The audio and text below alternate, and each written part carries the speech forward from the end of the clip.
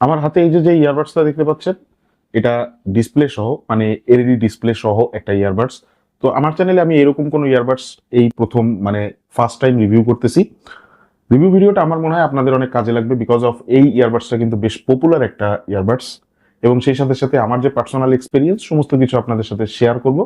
ভিডিওটি শুরু করার আগে ধন্যবাদ দিয়ে নিতে চাই উইন্টেল মোবাইল অ্যান্ড কম্পিউটারকে। তাদের কাছ থেকে এই প্রোডাক্টটা পারচেস করতে পারবেন। তাদের সাথে যোগাযোগ করার মাধ্যম আমি এই ভিডিওর ডেসক্রিপশন বক্সে দিয়ে রাখতেছি, সেখান থেকে চেক আউট করতে পারবেন।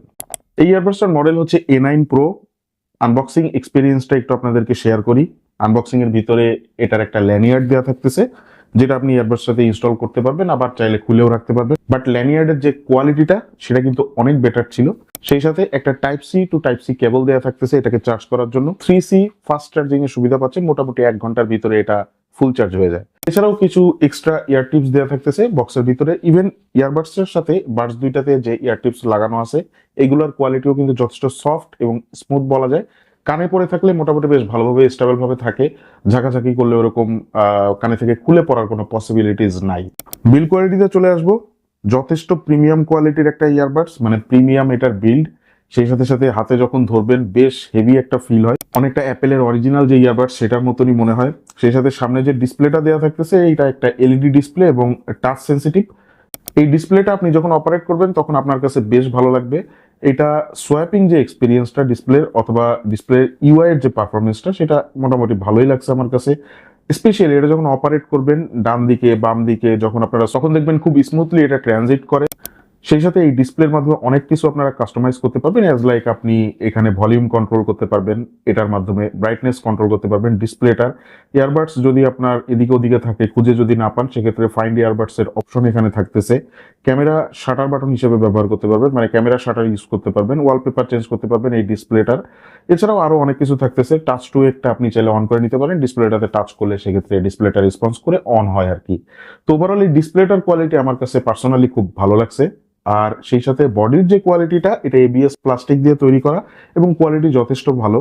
হিঞ্চের যে কোয়ালিটি এটা প্রিমিয়াম, এবং হিঞ্চে যতই আপনি করেন মানে ঝাঁকাঝাঁকি করেন সেরকম কোনো নাড়াচাড়া করে না, যথেষ্ট ভালোভাবেই এটা পলিশড এবং ফিনিশড। সেই সাথে লিডটা ওপেন করার সাথে সাথেই স্ক্রিনে এটা শো করে যে আপনি লিডটা ওপেন করছেন, এটাও যথেষ্ট প্রিমিয়াম লাগছে আমার কাছে। আর লিডটা যখন আপনি বন্ধ করবেন তখন সেটা স্মুথলি বন্ধ এবং বেশ কিউট একটা আওয়াজ করে অথবা প্রিমিয়াম একটা আওয়াজ করে।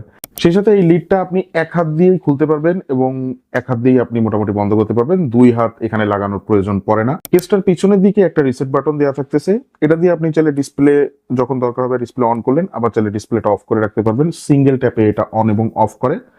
আর নিচের দিকে বেশ কয়েকটা ছিদ্র দেওয়া থাকতেছে। অ্যাকচুয়ালি আমার কাছে যেটা মনে হলো এটা স্পিকারের জন্য। চলে আসবো এটার বাডস গুলার কোয়ালিটিতে। বাডস দুইটার কোয়ালিটি মোটামুটি ভালো বলবো, প্লাস্টিক কোয়ালিটিও মোটামুটি ভালো।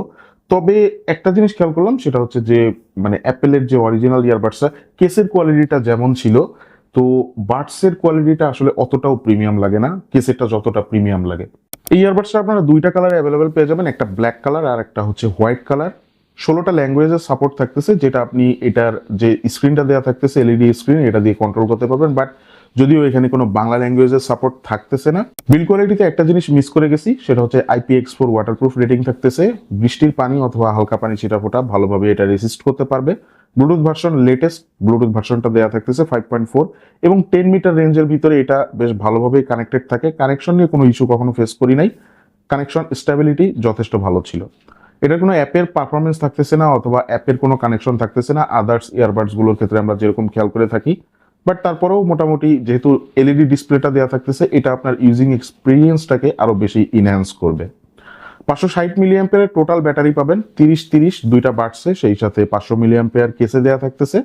বাডসে যে এক্সপিরিয়েন্স পাইলাম তাতে আমার কাছে মনে হলো যে আপনারা যদি 70-80% ভলিউমে এটা দিয়ে মিউজিক কনজিউম করেন অথবা মিডিয়া কনজিউম করেন সেক্ষেত্রে 2.5 থেকে 3 ঘন্টার মতন একটা ডিসেন্ট ব্যাটারি ব্যাকআপ পাবেন। 50 অথবা 60% ভলিউমে আপনারা এটা ইউজ করেন তাহলে সেক্ষেত্রে মোটামুটি অ্যারাউন্ড 4 আওয়ার্স এর মতন একটা ব্যাটারি ব্যাকআপ পাবেন। আর কেসের যে ব্যাটারি ওভারঅল সব মিলে যদি ব্যাটারিটাকে সাম আপ করি 20-25 আওয়ার্স এর মতন ওভারঅল একটা ব্যাটারি ব্যাকআপ পাবেন। কাগজে কলমে যদিও লো ল্যাটেন্সির কথা 30 মিলি সেকেন্ডের কথা বলা আছে, বাট আমার কাছে এটা লো ল্যাটেন্সি আরো কম মনে হয়েছে। চলে আসবে এটা মিউজিক এক্সপিরিয়েন্সে একটা ইয়ারবাডসের সব থেকে গুরুত্বপূর্ণ যে জায়গাটা, ফার্স্ট অফ অল এটার মিউজিক এক্সপিরিয়েন্স নিয়ে একটা কথা বলে রাখি, আপনি যদি এএনসি অন করে এটাতে ইউজ করেন, এএনসিটা আপনি কিন্তু এটার যে স্ক্রিনটা আছে এলইডি স্ক্রিন, এটা দিয়ে অন অফ করতে পারবেন। এএনসির এখানে 3টা অপশন থাকতেছে, এএনসি অন, এএনসি অফ এবং ট্রান্সপারেন্সি একটা অপশন থাকতেছে। এএনসি অন করলে আপনি মোটামুটি বেটার বলতে এই ইয়ারবাডস এর থেকে মানে এই বাডসগুলা থেকে বেস্ট এক্সপিরিয়েন্স পাবেন আপনি যখন এএনসি অন করে ব্যবহার করবেন, সেটা আপনি মিউজিক কনজিউম করেন অথবা মিডিয়া কনজিউম করেন। আর এএনসিটা যদি অফ করা থাকে তাহলে এইটার যে সাউন্ডটা এটা একটু মানে হলরুম টাইপের লাগে সাউন্ডটা, অ্যাজ লাইক আপনি কোনো হলরুমের ভিতরে আছেন অথবা বিশাল বড় কোনো একটা প্লেসের ভিতরে আছেন, সেখানে যখন সাউন্ড বক্সে সাউন্ডগুলো আউটপুট হয় সেই সাউন্ডগুলো যেরকম লাগে না, অনেকটা ওই রকম লাগে সাউন্ডটা। সেক্ষেত্রে এর যে ট্রাভেলটা এএনসি অফ করা থাকলে এর যে ট্রাভেলটা এটা অতিরিক্ত ইনহ্যান্স হয়ে যায় এবং বেজের যে কোয়ালিটিটা মানে বেজের যে ক্ল্যারিটিটা অ্যাকচুয়ালি সেই ক্ল্যারিটিটা ডিক্রিজ হয়ে আসে, সাথে সাথে বেজের পারফরমেন্সটাও কিন্তু কমে যায়। তো আপনি সব থেকে বেটার এক্সপিরিয়েন্স পাবেন মিউজিক এক্সপিরিয়েন্সের ক্ষেত্রে এটার এএনসি অন করে তারপরে ব্যবহার করলে। আর এএনসি অন করা অবস্থায় আমি খেয়াল করে দেখলাম এটার যে ট্রেবেলটা সেটা মোটামুটি 95%-এর মতন অ্যাকিউরেট কাজ করে, সেই সাথে বেজের যে পারফরমেন্সটা সেটাও মোটামুটি আপ টু 90% পর্যন্ত অ্যাকিউরেটলি কাজ করে এবং ওভারঅল মিউজিকের এক্সপিরিয়েন্সটা বেশ বেটার পাওয়া যায়। আর এছাড়াও এটার যে ইনস্ট্রুমেন্টাল সাউন্ড সেপারেশন এটাও আমার কাছে বেশ বেটার মনে হয়েছে। স্টেরিও সাউন্ড কোয়ালিটি অতটাও পাবেন না, বাট তারপরেও একেবারে খারাপ না, বেশ ভালোই লাগবে, খারাপ লাগবে না। তো আজকের ভিডিওটা এখানে শেষ করতেছি, ভালো লেগে থাকলে লাইক দিয়ে রাখেন। আর আমি জানি আপনি এখনো পর্যন্ত চ্যানেলটিকে সাবস্ক্রাইব করেননি, এখনই সাবস্ক্রাইব করে রাখেন, পাশে থাকা বেল আইকনে প্রেস করে রাখেন। সবাই ভালো থাকেন, সুস্থ থাকেন, দেখা হচ্ছে ইনশাআল্লাহ নতুন কোনো ভিডিওতে। আসসালামু আলাইকুম।